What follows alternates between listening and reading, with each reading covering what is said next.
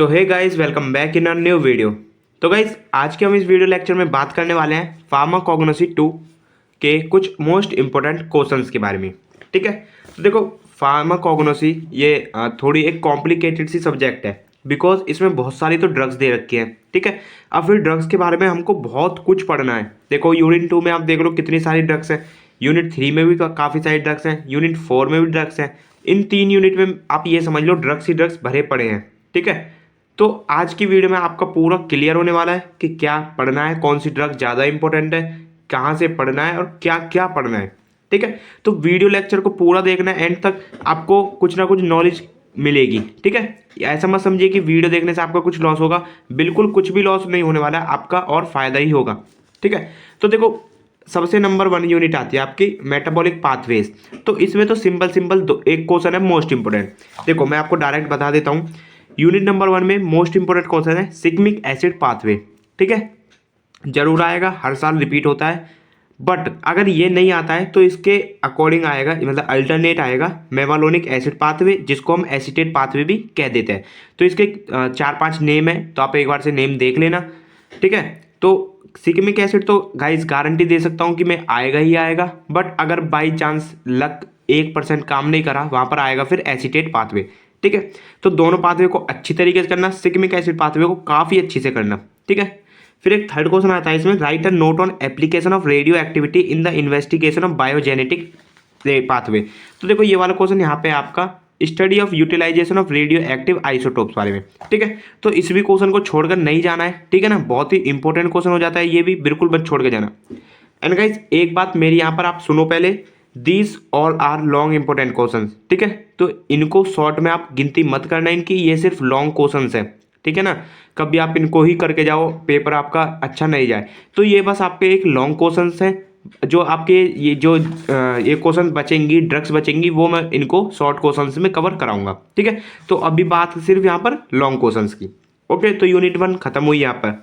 अब देखो पहले बात करते हैं, आखिर मैं आपको समझा देता हूँ कि कैसे आएगा टॉपिक, मतलब क्वेश्चन कैसे आने वाला है, आपको लिखना कैसे। तो देखो अगर यूनिट 2 में से कोई सा भी क्वेश्चन आता है तो वहाँ पर क्वेश्चन आएगा एक्सप्लेन, जैसे एल्कलॉइड की ड्रग आ गई तो आएगा explain alkaloids, give composition, chemistry, chemical class, biosource, therapeutic uses and commercial application of.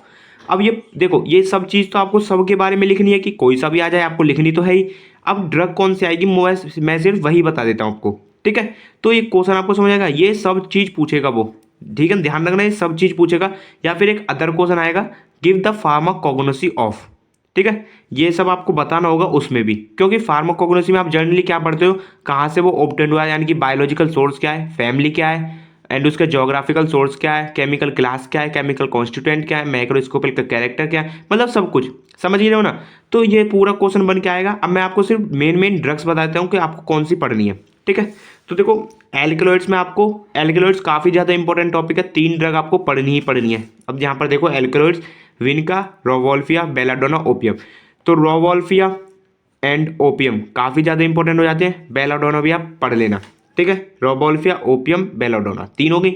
अब सेकंड आ जाओ आप कार्डियक ग्लाइकोसाइड्स में। तो देखो ये यहाँ पर है कार्डियक ग्लाइकोसाइड, इसमें आपको डिजिटलिस, एक तो डिजिटलिस पढ़नी है, पक्की आएगी, एंड एक लिकोराइस। ठीक है, ये दोनों आपको यहाँ से पढ़नी है। फिर टैनिंग में एक आती है टेरोकार्पस। तो टेनिन्स में आप यहाँ पर देखो, ये रहा टेनिन, यहाँ पर है टेरोकार्पस, तो आपको टेरोकार्पस बिल्कुल नहीं छोड़ के जानी है। एंड एक लास्ट आता है फिर आपका ग्लाइकोसाइड्स में ही सीना।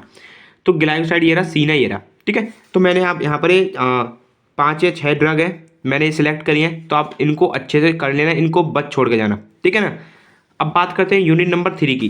तो देखो यूनिट 3 और यूनिट 4 इसमें बहुत थोड़ा माइन्यूट सा डिफरेंस है, बाकी सब सेम है। अब देखो जैसे यहाँ पर कुछ ड्रग्स है हमारी, जैसे हो गई आर्टेमिसिन, एट्रोपिन, ये पोडोफाइलोटॉक्सिन, कैफीन।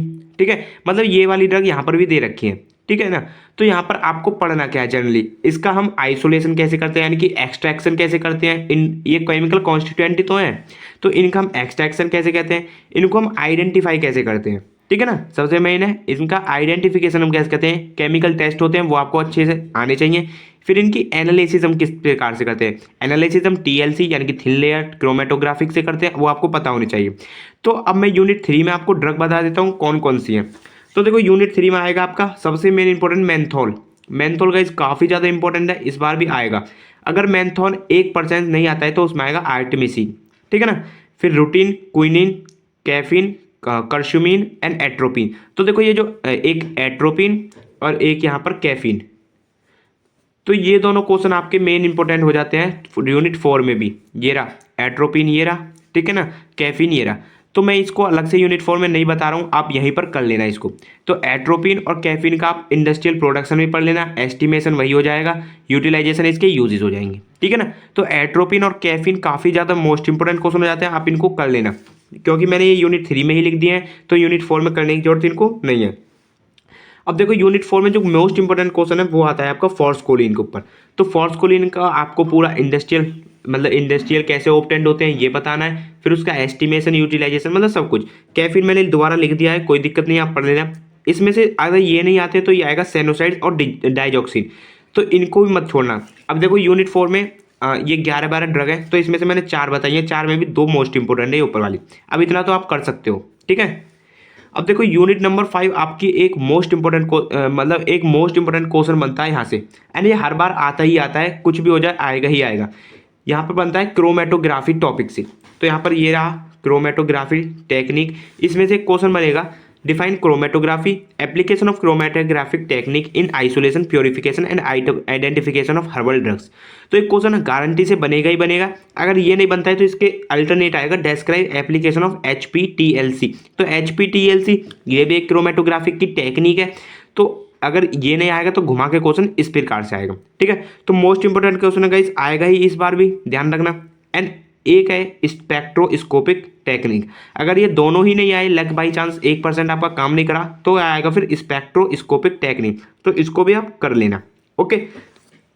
तो गाइज ये थे कुछ इंपॉर्टेंट क्वेश्चंस जो मैंने बताने की कोशिश करी है आपको। आई होप आपको कुछ समझ में आया होगा, एंड आप फार्माकोग्नोसी आप अच्छे से कर सकते हो।